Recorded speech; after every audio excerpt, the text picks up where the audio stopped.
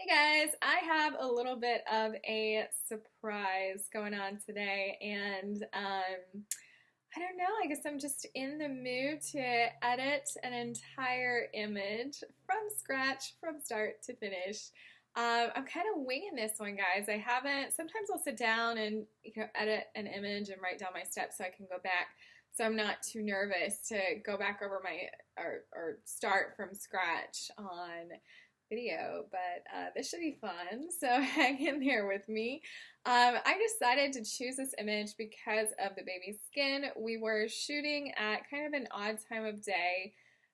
There's obviously a lot of shadow.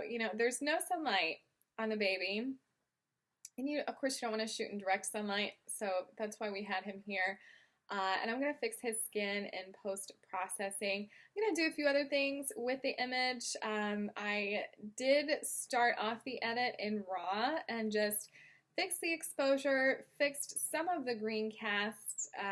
There's still a little bit on his skin, but I fixed that by adding some magenta tones in the color balance slider. Okay, so let's go ahead and jump in and get started and edit this image.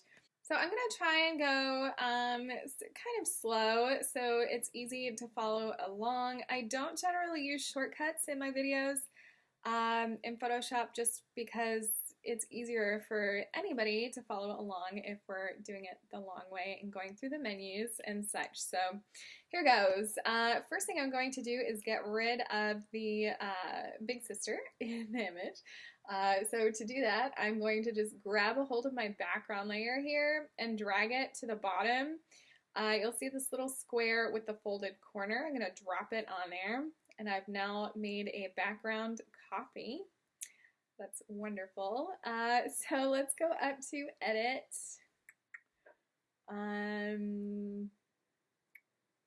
Transform. There it is. Transform.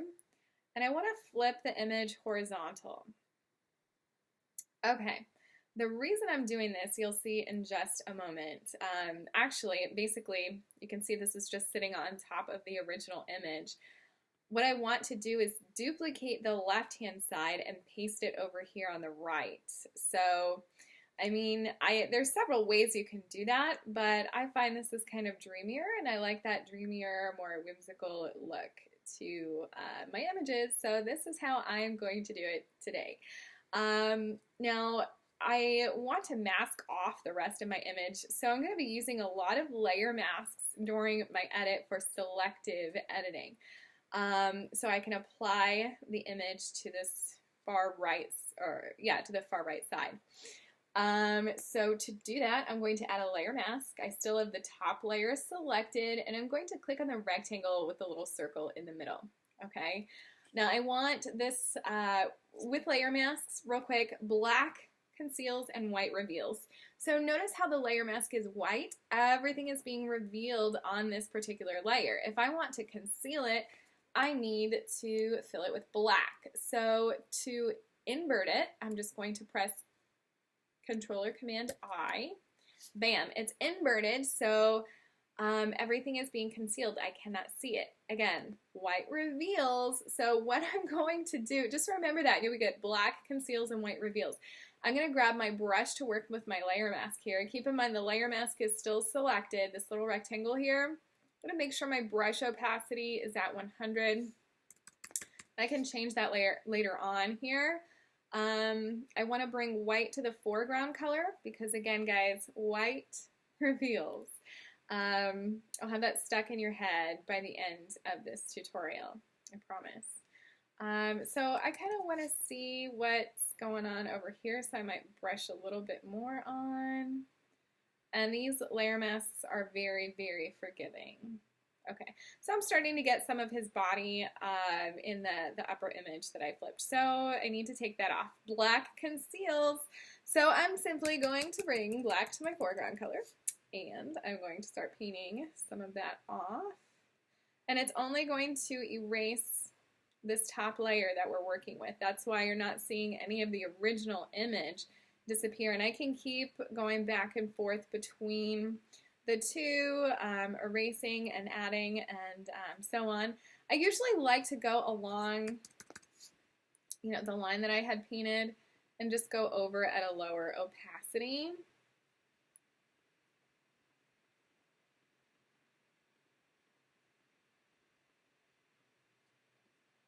Okay.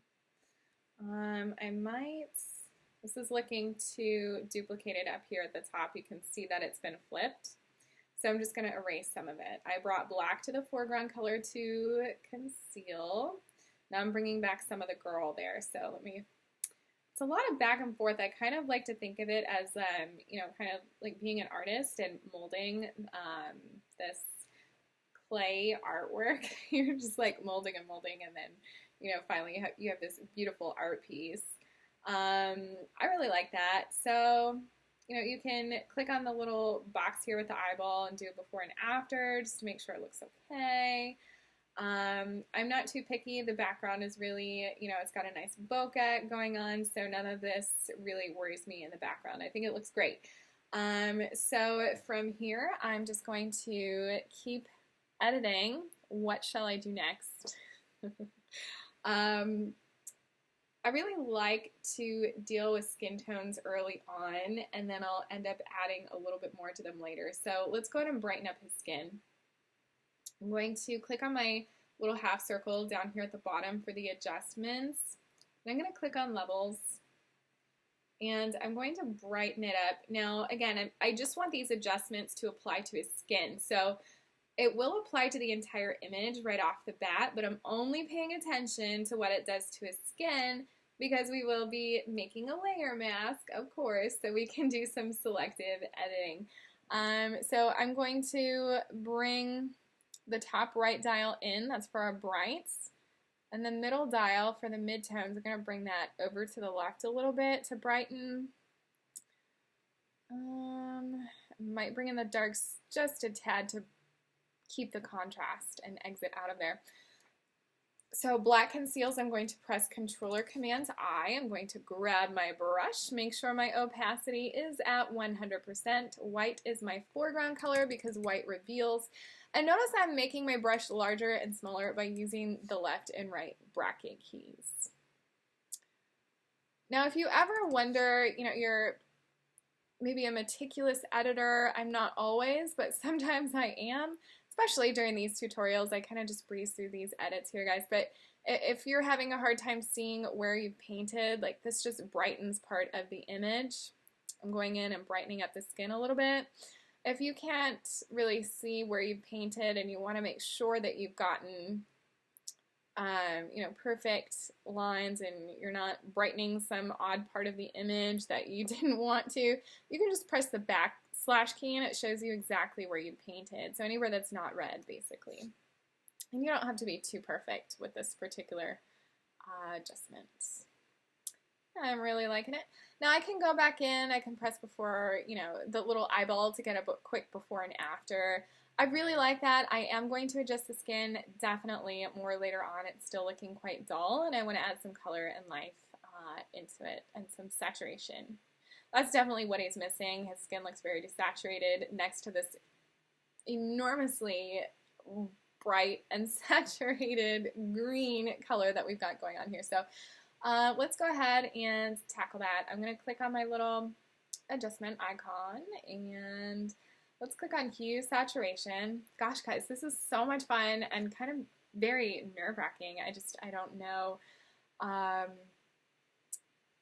you know, what I'm going to add next. This is basically exactly what I do when I have a brand new session and I'm like, what am I going to do with this image? And I just go through and I play with a lot of things. So I might get rid of an adjustment later. Just work with me here. Okay, so I want to play with the greens. And what I like to do in this hue saturation panel in the master column, see it says master there, this is just the main panel. I like to bring the top hue slider over to the left a little bit, which kind of takes some of that green away. -6. And most of the times when your image is very green, it's because there's a lot of yellow in the image and not green, actually. So let's go ahead and see what happens when I play with that saturation. See, when I bring that down, there's hardly any saturation in the image. There's a lot of yellow going on right now.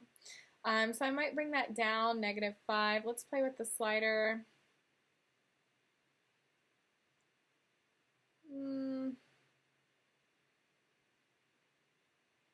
Might leave that at -3. Okay, there's not a whole lot of red going on in the image. Okay, so let's just exit out of there and see what we did. We could just kind of dull down the greens just a tad. I'm really liking that. Next thing I want to do is just bring some more focus in towards the subject, and then we'll add a little bit of color interest and work on the skin a little bit more, and then we should be just about done. Okay, so I am going to add curves. Let's use curves this time. I kind of like to go back and forth between levels and curves. You can find out what works best for you. Now, if you have elements, depending on the version, you might not have curves, so you can just stick with levels. It's just fine.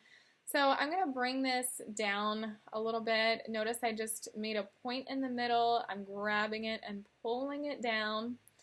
Looks horrible because it darkened my entire image, but that's okay. We have a plan. I still have my paintbrush selected, and I want to conceal the darkness on my subject. So I'm just going to kind of dab that over him. And then let's play with the opacity here. If you ever feel like it's too strong, that's an amazing feature of Photoshop, is that you can go in and you can lower the overall adjustment opacity, or, you know, bring it up. It's very adjustable. You can even double click on the adjustment layer icon and go in and keep making changes if that's something that you want to see. Ooh, look at that. I can bring it up and give it like a little matte look, which I'm going to do. I like that. You know, sometimes I go back and I play and I'm like, oh, that looks cool. I hadn't expected that. But yeah, if you didn't know that, if you just bring the blacks up and the midtones down, it gives you a nice matte effect. So very cool. I actually like adding matte through levels usually, but this worked out quite nicely with the curves. Let's see. Sometimes I'll add a light over my subject, but I feel like that just darkening the surroundings, and they needed to be darkened because of all the light pouring in behind him. I feel like that really brings your attention in towards the subject. So let's go ahead and add a color pop. Actually, I'm going to add a nice soft color. I like doing that to some images. Let's see how it works with this one. I do it differently than just going in and adding the saturation. So again, I clicked on my adjustments icon, and I'm going to just, I don't know, pick a random number, and I'm going to way overdo it here, bring it to maybe 40. Of course, that looks horrible. We would never leave our image like that. So don't worry, I'm not going crazy here, I promise, guys. I'm actually going to switch the blending mode to lighten. It's still overly done, but I like to have the ability to just adjust it through my opacity slider. So I'm going to take that down to 0. And I'm going to work my way up. It's really strong with this image just because of the yellows in the background. Normally it wouldn't look quite so strong. I'm going to keep it maybe around 15. That's a really nice, beautiful, creamy color pop that we've got going on there.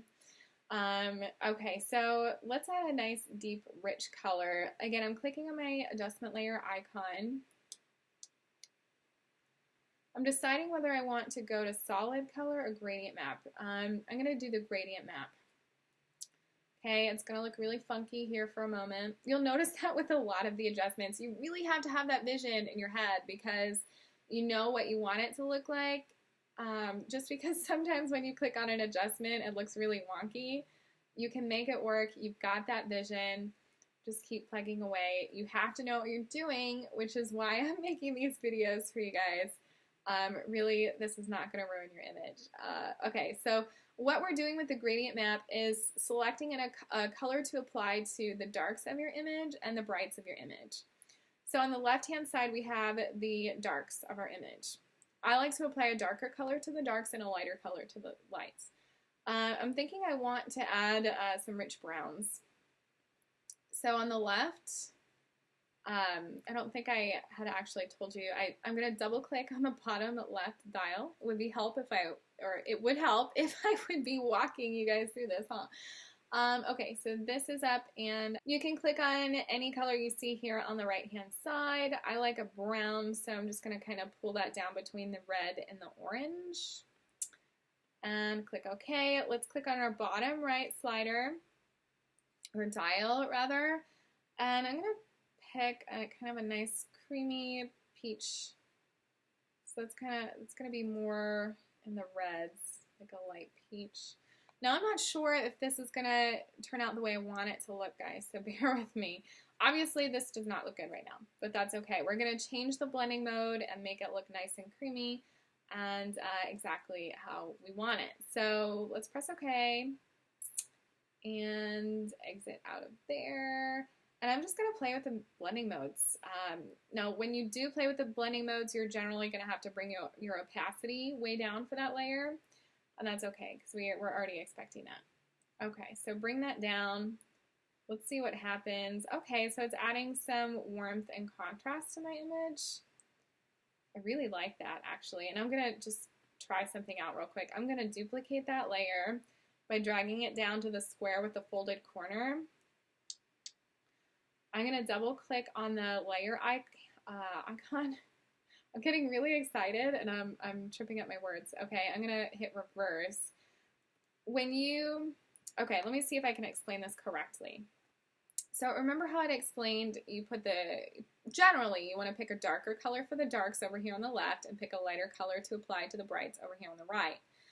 Well, if I reverse that and put a lighter color on the darks and a darker color on the brights, it kind of makes this really nice, cool haze effect and deepens and enriches the brights. I really hope that made sense. It makes perfect sense in my head.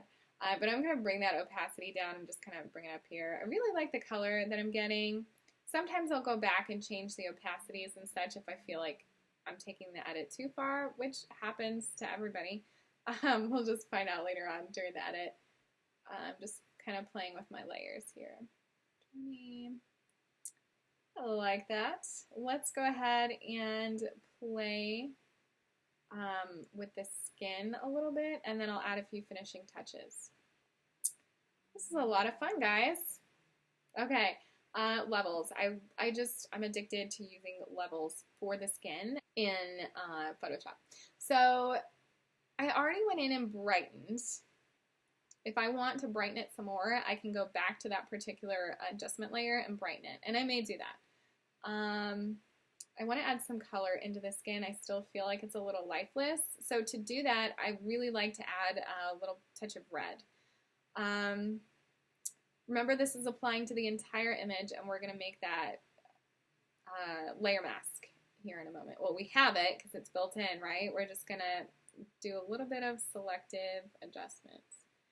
Okay, I'm really just going to, I brought the reds in up here at the top and over in the midtones. Notice how I have my red channels selected. Let's press Control or Command I. Notice how it kind of went green there. It looks ugly. The skin is so sallow looking in the shadows, but we're going to fix it. We're going to make it look so great and healthy. He's a really healthy, happy little boy. It's just the lighting. So, which was all me, but I'm glad I can fix it in Photoshop. I inverted my layer mask. I need to bring white to the foreground to reveal the changes that I had made. I'm just gonna brush that over his skin. Again, there's no need to be super, super meticulous here. I mean, I'm certainly not being meticulous. His feet are already kind of red. I might just go over a little bit, but I don't want to add too much there. So I'm going to double click on it and now make some more changes now that I can really just concentrate on his skin.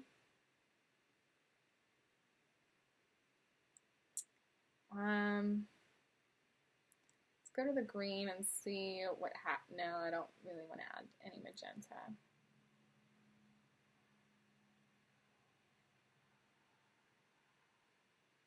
Nope. Okay, blue. Let's see. Sometimes I just, I want to know what the sliders will look like if I add some warmth or maybe take some away. There's no harm in clicking and seeing what that does to your image.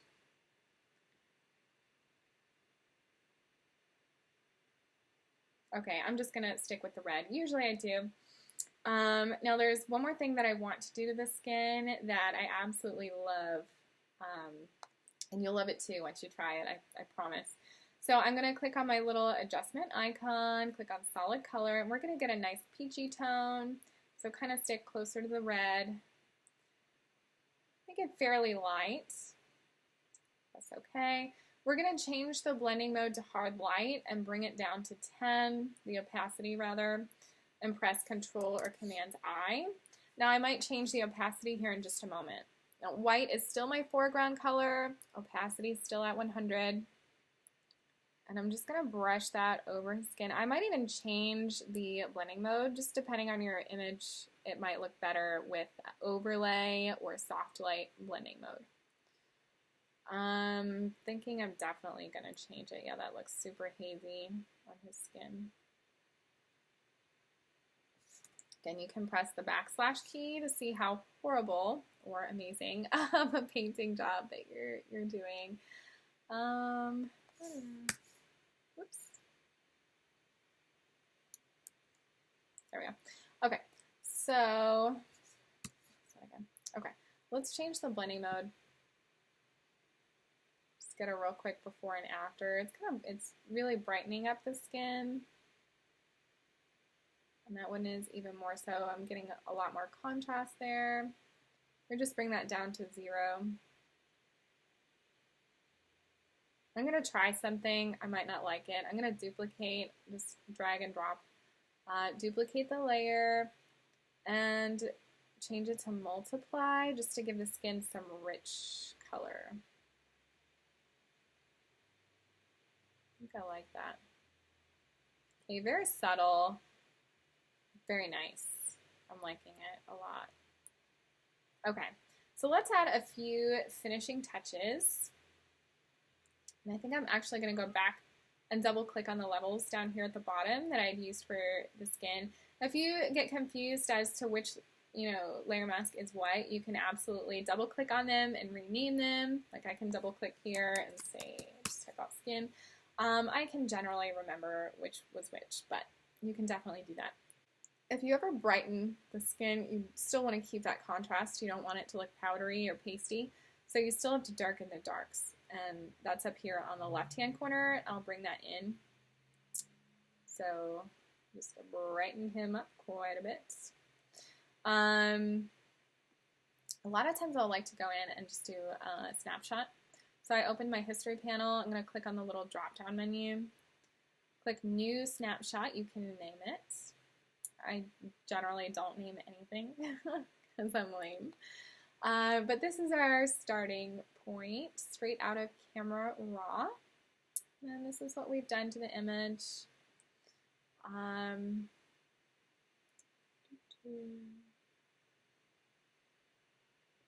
want to add some haze to the background.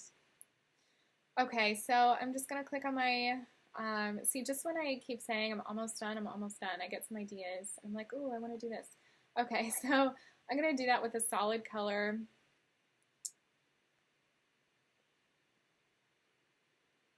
Kind of like an orangey peach this time. I'm going to click OK. And if you ever want to go back in and change the color, you can. I'll show you how you can do that in just a moment. I think I'm going to keep it at normal, actually, and just bring it down quite a bit. Press Controller Command I, and now I can just simply paint it onto the image. This is a lot of times where I'll use the backslash key because I'm painting over such a large area and I don't want to miss any like ginormous spots that are easy to find later on. Even though the adjustment isn't, a huge change, which is nice. Subtle definitely takes you a long way when editing. Backslash.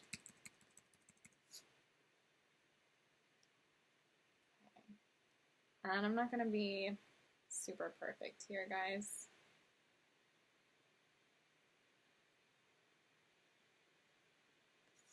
Backslash.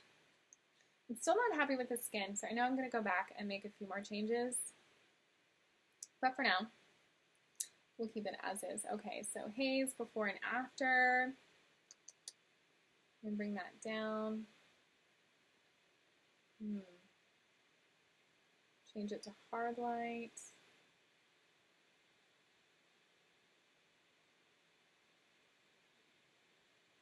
I think I might just keep that on the upper part of the image.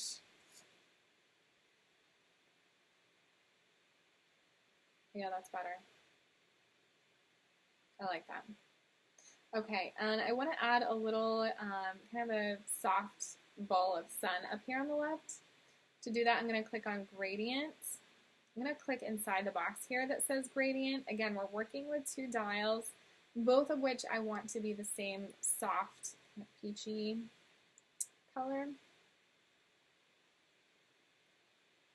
Doesn't have to be exactly the same, just try to stay within the same general color area. Okay, I'm going to change style to radial, and at this point I can move my little ball of light. And I can move I might lighten it a little bit. It doesn't look very much like light right now. Okay, so let me just double click here, move this more towards white.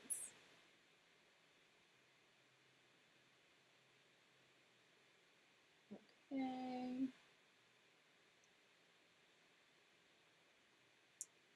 And I might make it a little bit larger. Remember, you can brush some of it off of his face if it's landing right there on his face. Okay, and the bottom left and right dials, the right one brings the haze in, the left one makes it more dense towards the middle of the light.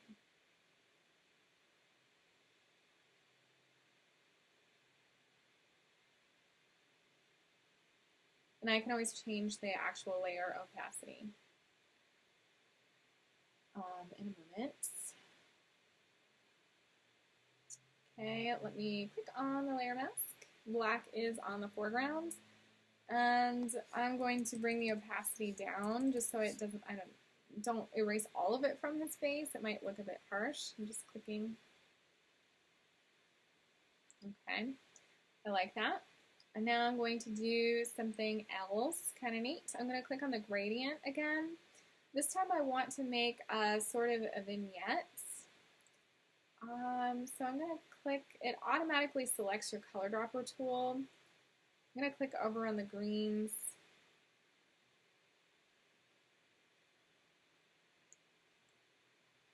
Actually, I'm clicking there again.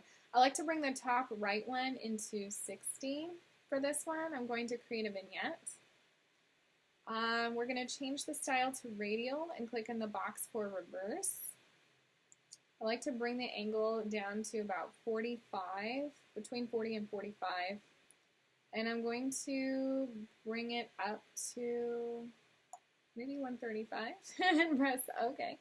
Now I need to erase it from some of the tops of my image. So black is on the foreground. I'm going to bring that up.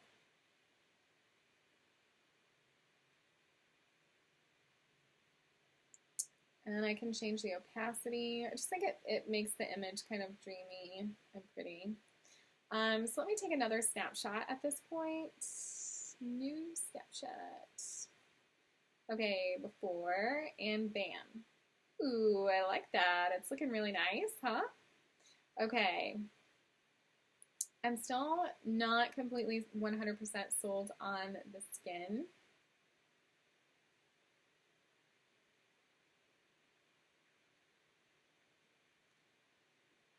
Okay, so I'm going to go and play with some of my existing. Sometimes instead of adding and adding and adding, you just need to go back and change your layers.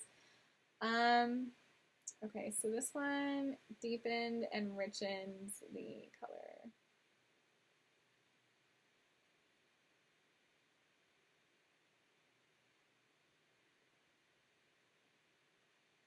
Okay, this added a bit of brightness. Might go in and just select something with more color. Okay, yeah, that's nice. Oh, yeah. When you get it, I mean, it clicks.